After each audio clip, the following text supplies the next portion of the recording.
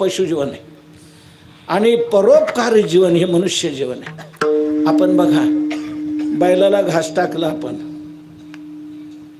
तर तो घास पहिला आपला खात नाही, शेजारच्या बैलाचं त्याचं ओढायला पाहतो का. हे आपलं तर आपल्याला कधीच आहे, ते दुसऱ्याचं ओढायला तो पाहतो. तसं मनुष्य जीवनात पशुवत जीवन जगू नये, दुसऱ्याचं ओढण्याचा प्रयत्न करू नये, दुसऱ्याला देण्याचा प्रयत्न करावा, परोपकार करत जावे.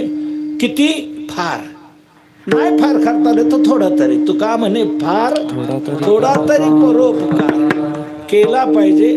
त्याचप्रमाणे दुसरं एक लक्षात ठेवायचं, दुसऱ्याची निंदा करायचं नाही, परनिंदा जाणायचीच नाही. नेने परनिंदा लक्षात आणायचीच नाही. निंदा ही पापाची जननी आहे. व्याली निंदा दुरिते, निंदा दुरिते व्याली. निंदा ही पापाला उत्पन्न करणारे, म्हणून कोणाची निंदा करायची नाही. सर्वांविषयी चांगला भाव ठेवायचा. काही माणसाला याची त्याची निंदा करण्याची फार सवय असते. इथे तिकडे जाणं, आपल्या जिभेच्या खराट्याने लोकांची गटार साफ करणं, हाच काही लोकांचा धंदा असतो. याचं वाईट त्याचं वाईट, याच्याविषयी हे बोल, त्याच्याविषयी ते बोल, त्याच्याविषयी तो बोल. निंदा कोणाची कधीच करू नये. निंदा मत करना किसी की सच्ची का बात कबीर जी की. निंदा आशा जैसे दुःखाते व्याले निंदा दुरिते. म्हणून निंदा कोणाची करायची नाही. त्याचप्रमाणे परस्त्रिया सदा बहिणी माया. परस्त्रिया ह्या आपल्या आई मानायच्या, बहीण मानायची, कन्या मानायची. परस्त्री आपली स्वस्त्री. गृहस्थाश्रमात आपण प्रवेश केलेला, आपला विवाह झालेला आहे, तेव्हा देव द्विज हुताशन यांच्या साक्षीने आपण पाणी ग्रहण केलेलं आहे.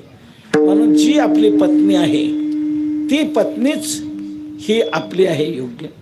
या पत्नी व्यतिरिक्त अन्य ज्या स्त्रिया आहेत, त्या अन्य स्त्रियांकडे पाहताना ही मोठी अधिक वयाने असेल तर तिला आई माना, समान असेल तर बहीण माना, आणि लहान असेल तर तिला कन्या माना.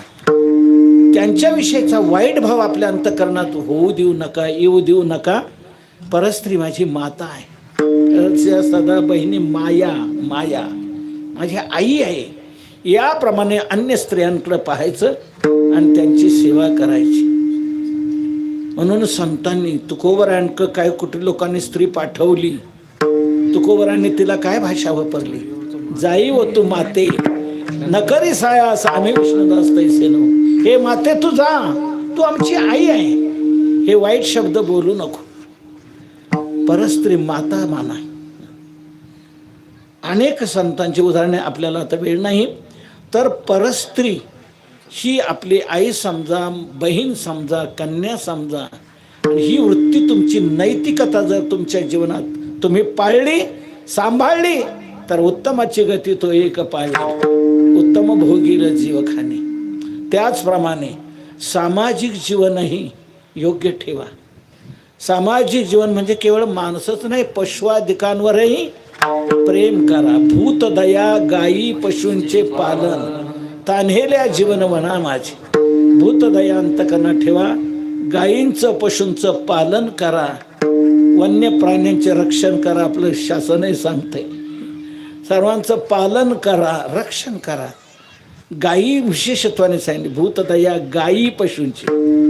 गायी आता दुर्दैवाचा प्रकार होत चाललाय, शेतकऱ्यांकडेच गाय आता राहिले नाहीत असं झाले. गायी हे खरं धन आहे आपलं, गोधन. म्हणून गायीची सेवा केली पाहिजे. गायीच सर्व देवता वास्तव्य करतात. सर्व देवमयी गो आहे, गायी आहे. सर्व देवता तिच्यात वास्तव्य करतात. तिची सेवा करणे सर्व देवतांची सेवा होते. ते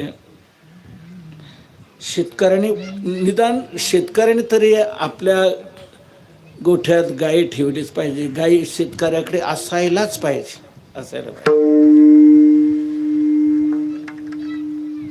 जर गायी नसेल तर पावित्र्य राहत नाही. गायीच्या योगाने पावित्र्य निर्माण होतं.